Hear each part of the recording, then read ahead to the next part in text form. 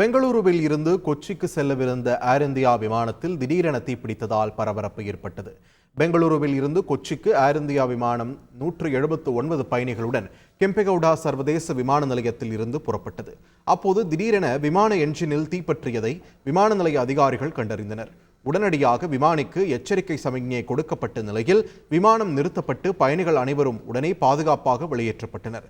தொடர்ந்து தீயணைப்பு துறையினர் தீயை அணைத்தனர். இதனால் 179 பயணிகள் அதிர்ஷ்டவசமாக உயிர் தப்பினர். பயணிகள் அனைவரும் பாதுகாப்பாக தங்க வைக்கப்பட்டு மாற்று விமானம் மூலம் கொச்சி அனுப்பி வைக்கப்பட்டனர்.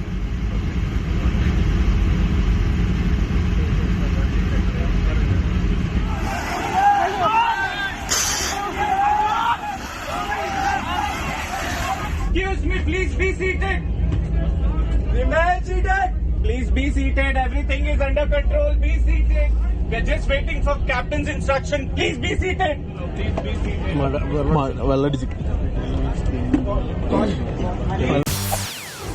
செய்திகளை உடனுக்குடன் தெரிந்து கொள்ள உடனே சப்ஸ்கிரைப் பண்ணுங்க.